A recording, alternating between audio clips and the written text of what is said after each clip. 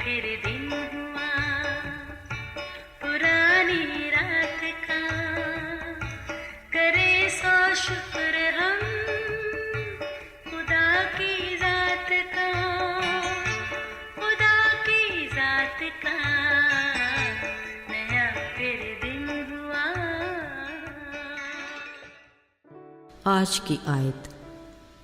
वो अभी दूर ही था कि उसे देखकर उसके बाप को तरस आया और दौड़कर उसको गले लगा लिया और चूमा। लूका 15 बाब 20वीं आयत। अजीज़ों, वजूद ज़न से है तस्वीर कायनात में रंग। ये ख्याल और ये एहसास माँ, बहन, बेटी के लिए मोहब्बत, इज़्ज़त और एहतराम को समेटते हुए कहा गया है।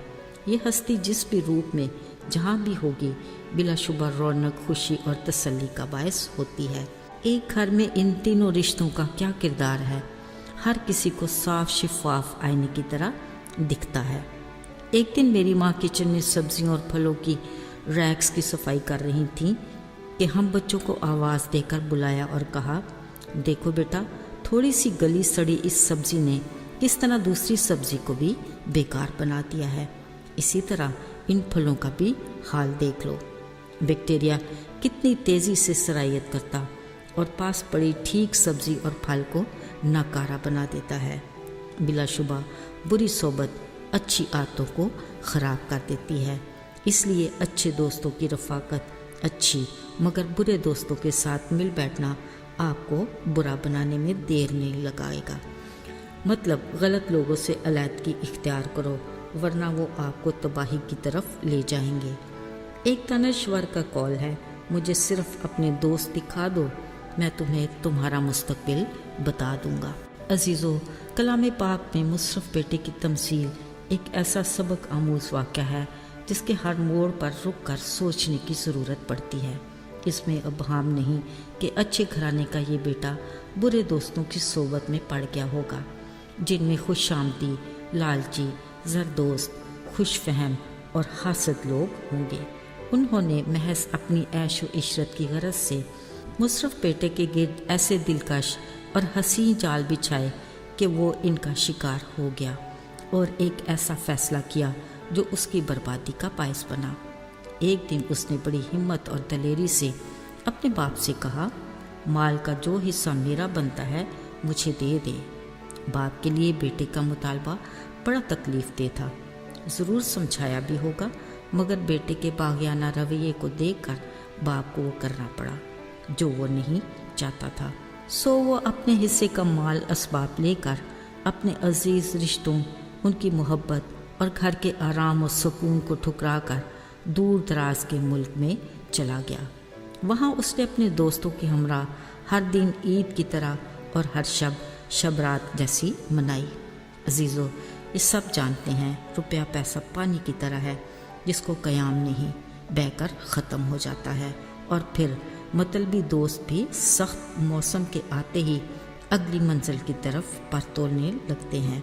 ये मौज मस्ती भी कुछ ही दिनों की थी और कुछ हुआ भी यूं ही, जो था वो पानी की तरह बह गया, एक कतरा भी ना बचा। ख्वाबे गफलत से आँख खुली, आसपास देखा, खुद को तन्हा पाया। कहाँ गए दोस्त बेली?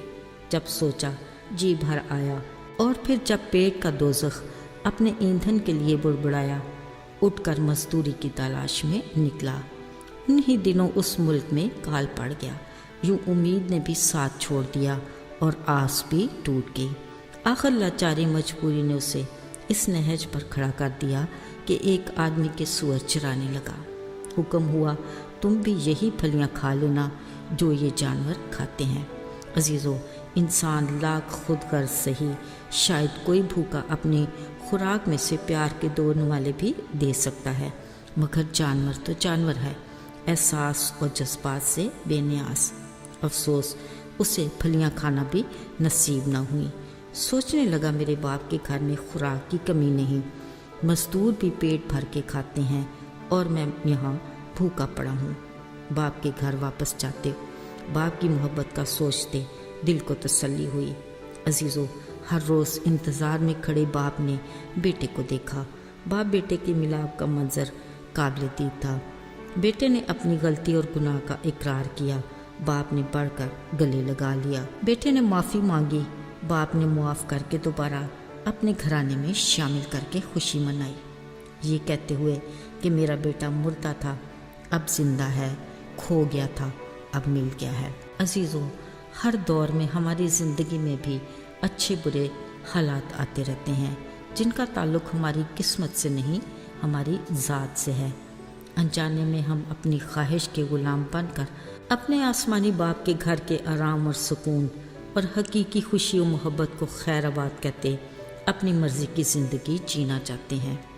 ایک حد تک ہم عیش و عشرت کی زندگی سے لطف اندوز بھی ہوتے ہیں، مگر گناہ کا بیکٹیریا ہم میں سرایت کر کے نہ صرف ہماری جان کو جکڑ لیتا ہے بلکہ ہماری روح کو بھی مکیب کر لیتا ہے۔